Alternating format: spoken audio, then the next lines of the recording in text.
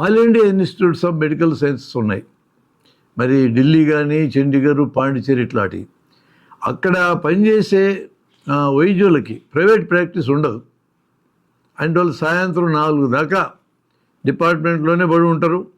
పిల్లలతో ఏదో ఒకటి చెప్తూ ఉంటారు, మాట్లాడుతూ ఉంటారు, అసైన్మెంట్ ఇదేని వాళ్ళతో పని చేయిస్తూ ఉంటారు, నేర్పిస్తూ ఉంటారు. ఇంతే పిల్లల కూడా చుట్టేసుకొని కూర్చుంటారు వాళ్ళు.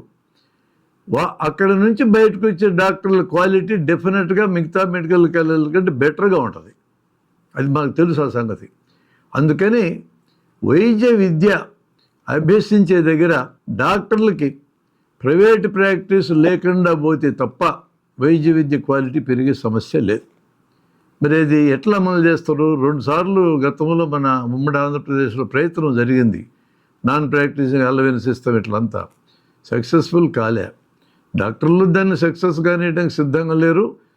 ప్రభుత్వాల్లో ఉన్న వాళ్ళు కూడా ఆ కాలంలో డాక్టర్ల నుంచి కొంత నజరాణాలు స్వీకరించి ఆ చట్టం జరగకుండా చూసినారనేది మాకు తెలుసు. అంటే వైద్య విద్యార్థులు, క్వాలిటీ విద్యార్థులు తయారు కావాలి అంటే వాళ్ళకి స్కిల్స్ కూడా నేర్పించాలి కదా. ఈరోజు మెడికల్ కాలేజీలోంచి బయటకు వచ్చే విద్యార్థికి ఏమి స్కిల్స్ ఉంటాయనేది మనం పరిశీలించి చూస్తే నాకైతే తెలుసు. కారణం ఏంటంటే దాదాపు 30 ఏళ్ళ నుంచి నేను మెడికల్ కాలేజీలకు రెగ్యులర్గా వెళ్తాను. నేను చదువు పూర్తి అయినప్పటి నుంచి వెళ్తానే ఉన్నా. ఆ వెళ్ళినప్పుడు పిల్లలకి స్కిల్స్ నేర్పించడానికి వెళ్తాను నేను. అంటే ప్రిన్సిపాల్ పర్మిషన్ తీసుకోవడం, వెళ్ళడం, మోటివేషన్ లెక్చర్ ఒకటి ఇవ్వడం, పిల్లల్ని పోగేసుకొని వాళ్ళకి నైపుణ్యాలు నేర్పించే కార్యక్రమం చేస్తూ ఉంటా. మొదటి విడతగా చేసినప్పుడు నాకు డాక్టర్ మురళీధర్, విజయ్ కుమార్ ఈ టీం అంతా నాకు తోడ్పడది. కొన్నాళ్ళు జరిగిన తర్వాత వీళ్ళు ఈ టీం బదులు ఇంకొక టీం వచ్చింది, నెక్స్ట్ టీం. ఆ టీంలో నా పిల్లలు జాయిన్ అయినారు నాతో. ఇప్పుడు నాకు కొత్తగా జూనియర్స్ దాదాపు 20 ఏళ్ళు నాకు జూనియర్స్ ఉన్నోళ్ళు ఇప్పుడు నాతో జాయిన్ అయ్యారు. Still I'm going to medical colleges. ఆ అనుభవాలు కూడా చాలా యూనిక్ అనుభవాలు నాకు ఉన్నాయి. మెడికల్ కాలేజ్కి వెళ్ళగానే మా మెడికల్ కాలేజీలో ఈ మధ్య కరోనాకు ముందు 8 షెడ్యూల్స్ నడిపాను నేను. డాక్టర్ చంద్రశేఖర్ ప్రిన్సిపాల్గా ఉన్నప్పుడు మీరంతా ఏ కాలేజీలో చదివారు ఇంటర్మీడియట్ అని అడుగుతాను నేను. దాదాపు అందరూ శ్రీ చైతన్య నారాయణే. ఇంక బయట సొంతంగా చదివించిన వాళ్ళు లేరు, మొత్తం చేతులు ఎత్తారు.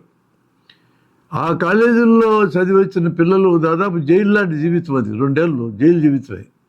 అక్కడి నుంచి బయటకు వచ్చినాక వీళ్ళు ఎలాంటి వ్యక్తులు తయారవుతారో చాలామందికి బయట అనుమానం ఉంది.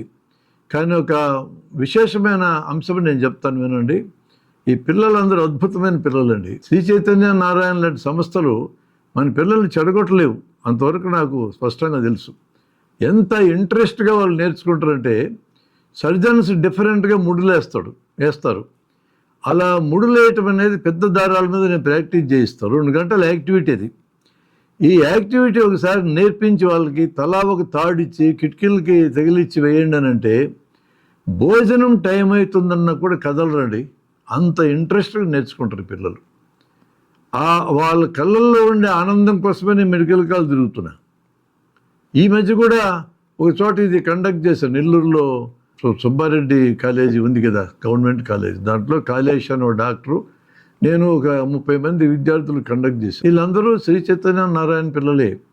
కానీ నాట్స్ నేర్పిస్తూ ఉంటే ఆ టెక్నిక్స్ వచ్చేదాకా వదలరు వాళ్ళు.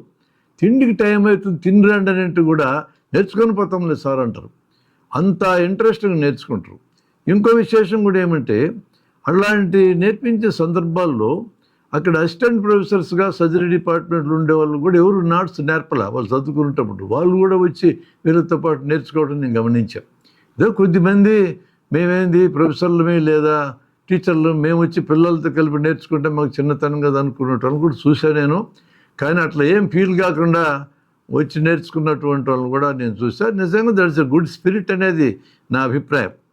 మోటివేషన్ లెక్చరు ఖచ్చితంగా ఇస్తాం మేము అలా వెళ్ళినప్పుడు. మనం ఎందుకు మెడికల్ కాలేజ్కి వచ్చాం, మనం ఏం చేయాలి, తర్వాత ప్రజల కోసం ఎట్లా ఉపయోగపడాలనే మోటివేషన్ లెక్చర్ ఇస్తే 1/2 అవర్ అంతకంటే ఉండదు. ఈ 1/2 అవర్ మోటివేషన్ లెక్చర్ ఇచ్చినప్పుడు అద్భుతంగా పిల్లలు స్పందించడం నేను చూసాం. సో ఇప్పటికీ మనకు చాలా అవకాశం ఉంది. మన పిల్లల్ని ఓరియంట్ చేసి ప్రజలకు ఉపయోగకరంగా మార్చడానికి అవకాశం ఉంది. ఇంకొక విశేషం ఏంటంటే నేను మెడికల్ కాలేజీలో ఎప్పుడు ట్రైనింగ్ ఇచ్చినా కూడా తెలుగులోనే చెప్తా. మెడికల్ సబ్జెక్ట్స్ కూడా తెలుగులోనే చెప్తా. నేను ముందే చెప్తాను వాళ్ళకి, నేను తెలుగులోనే మాట్లాడతా. ఇంగ్లీషు టర్మ్స్, టెక్నికల్ టర్మ్స్ మాత్రం ఇంగ్లీష్లో మాట్లాడి మిగతా తెలుగులో చెప్తా. తెలుగులో నేను మాట్లాడినప్పుడు ఆ పిల్లల కళ్ళల్లో వెలుగు నేను చూసినానండి, ప్రతి చోట చూసిన. అంటే మీడియం తెలుగులో చెప్పినప్పుడు పిల్లలకి బాగా అర్థమవుతుంది, ఇంగ్లీష్లో చెప్పినప్పుడు బాగా అర్థం కావడం లేదు, నేను అది గమనించా. అందుకని నా క్లాస్మేట్ ఒక అతను రామయోగి అని ఉండేవాడు, ఇట్లా హెల్త్ యాక్టివిటీస్ బాగా చేసేవాడు, చనిపోయాడు ఈ మధ్యకాలంలో. వాడు మొదట్లో ఈ నారాయణ శ్రీ చైతన్య పిల్లలకు నేర్పేది అని పనికిమాలలో అనేవాడు. ఈ అనుభవం వాడికి చెప్పిన తర్వాత వాడు కూడా ప్రత్యక్షంగా గమనించి నాతో పాటు కొన్ని కాలేజీలకు వచ్చి నేర్పడానికి వచ్చాడు. No is no more.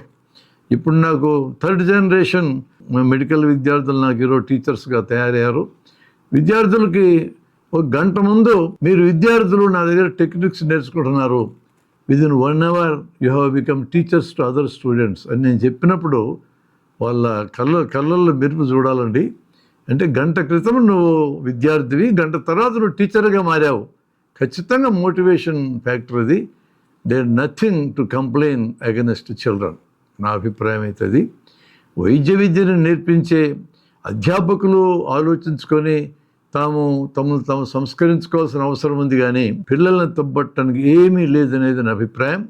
ఎట్లా మలసబడడానికి మెడికల్ కాలేజ్ విద్యార్థులు సిద్ధంగా ఉన్నారనేది నా అనుభవం.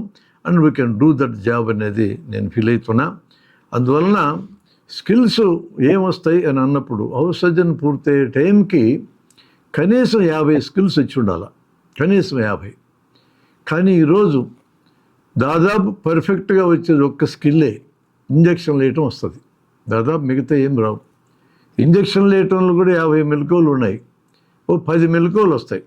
అది ఎవరు నేర్పిస్తారు? ఇంజక్షన్ రూమ్కి వెళ్తే ఇంజక్షన్ రూమ్ ఇన్ఛార్జ్ కూడా నర్సు నేర్పిస్తుంది, డాక్టర్లు నేర్పరు. విచిత్రం ఏంటంటే దాదాపు 20 పుస్తకాలు, 2000 పేజీల నుండి పుస్తకాలు మేము చదువుతాం మెడికల్ కాలేజీలో.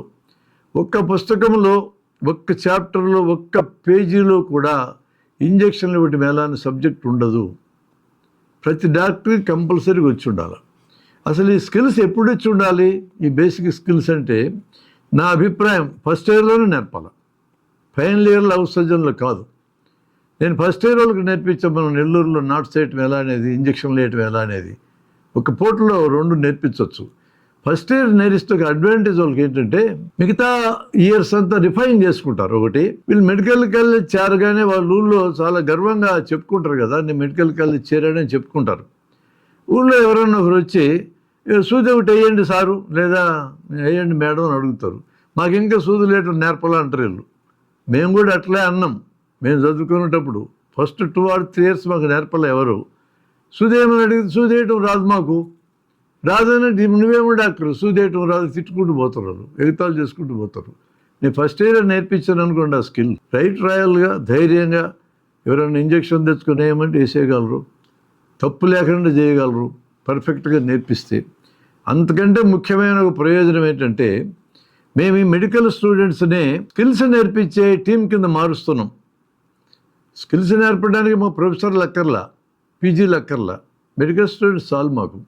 Most of the skills can be taught outside the theatre table. Surgical skills దాదాపు అన్నీ కూడా థియేటర్ టేబుల్ మీద నేర్చుకోవాల్సిన అవసరం లేదు, బయట నేర్చుకోవచ్చు.